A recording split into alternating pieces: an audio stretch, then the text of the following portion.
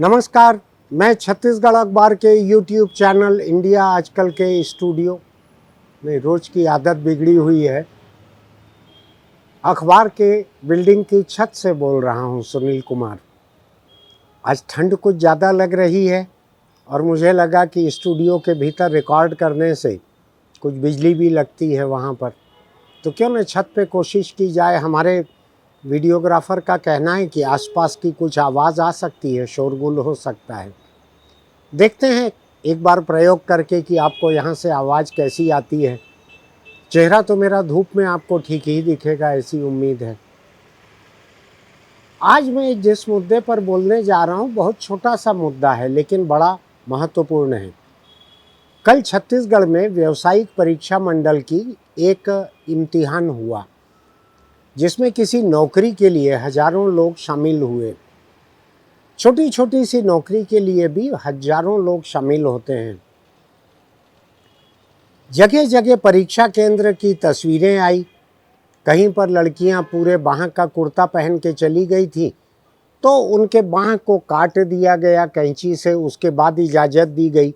ये उनकी पसंद पे था, कोई ज़बरदस्ती उनके कुर्ते को नहीं काट रहा था। लेकिन अगर इम्तिहान में शामिल होना है तो आधी बाह का कुर्ता ही चलेगा, आधी बाह का शर्ट चलेगा। स्वेटर अगर आपने पहना है, ठंड बहुत है, तो स्वेटर आपको उतार कर जाना पड़ेगा। गहने आपने पहने हैं तो गहने उतार कर जाना पड़ेगा। अगर आप इलेक्ट्रॉनिक डिवाइस कोई लेकर जाते हैं, मोबाइल फ़ोन है, ब्लूटूथ है या कोई फिटनेस बैंड है, इलेक्ट्रॉनिक डिवाइस किसी तरह की है, तो आपको बाहर छोड़ना पड़ेगा। हर इम्तिहान पे ये नज़ारा सामने आता है। मैंने पता लगाने की कोशिश की कि क्या इन लोगों को ये पता नहीं रहता है कि किस तरह के कपड़ों में जाना है, गहने घर छोड़कर आने हैं, कोई इलेक्ट्रॉनिक डिवाइस लेकर नहीं जाना है, और सबसे बड़ी बात ये कि समय पर पहुंचना है। सैकड़ों लोगों के रोते गाते फ़ोटो आते हैं, वीडियो आते हैं कि ये 2 मिनट लेट पहुंचे तो इनको भीतर जाने नहीं मिला।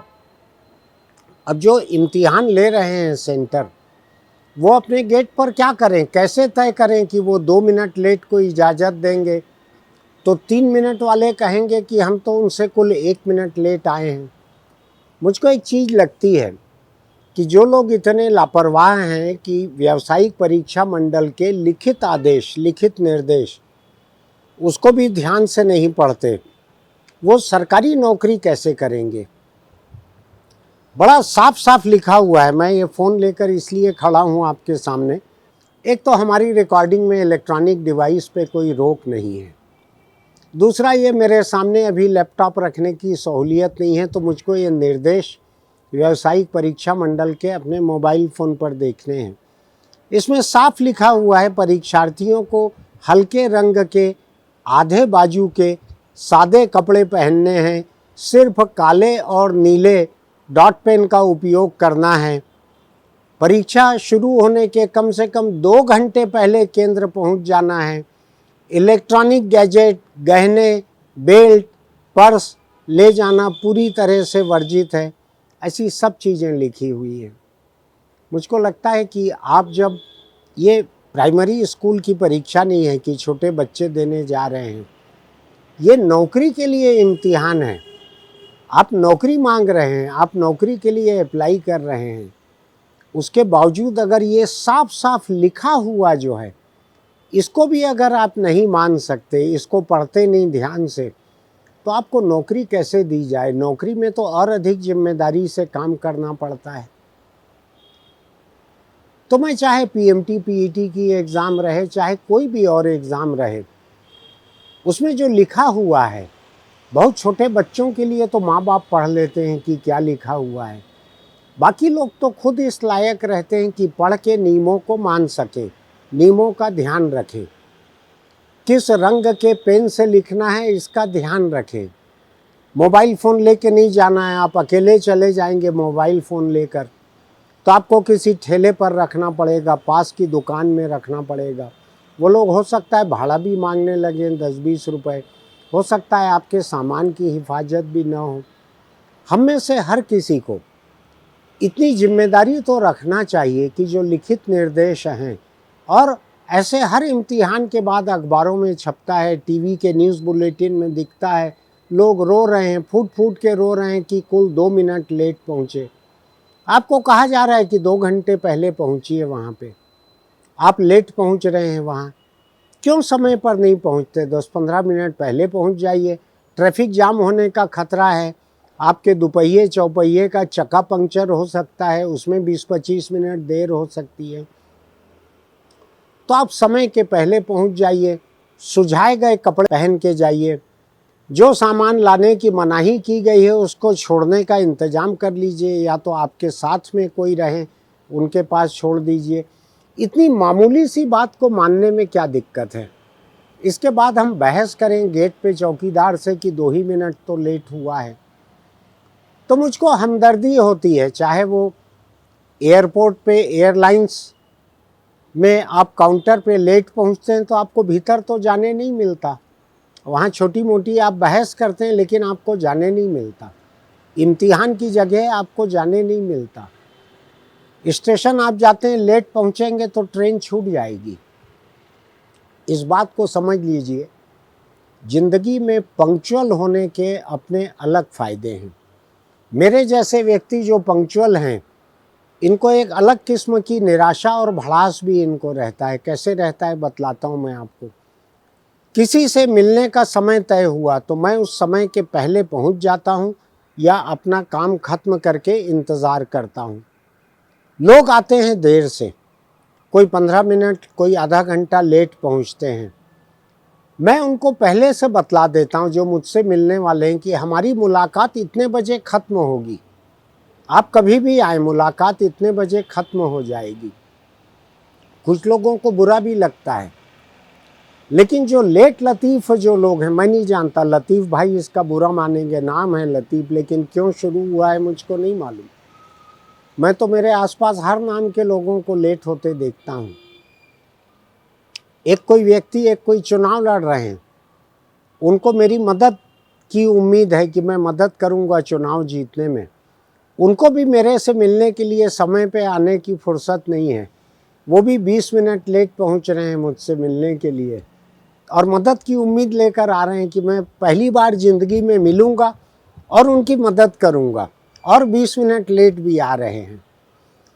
तो मैं आपसे यही कहने के लिए खड़ा हुआ हूँ, बहुत ही साधारण सी बात है, बहुत बड़ा मुद्दा नहीं है, कुछ सनसनीखेज नहीं है, कि ये इम्तिहान जो हैं ये केवल नौकरी के इम्तिहान नहीं रहते, ये आपके मिजाज के, आपके अनुशासन के, आपकी पंक्चुअलिटी के कई तरह के इम्तिहान रहते हैं। आपकी सावधानी का इम्तिहान भी रहता है कि जैसे कपड़े पहनकर आपको आने के लिए कहा गया है या जिन कपड़ों में मना किया गया है उन कपड़ों में क्यों पहुंचो।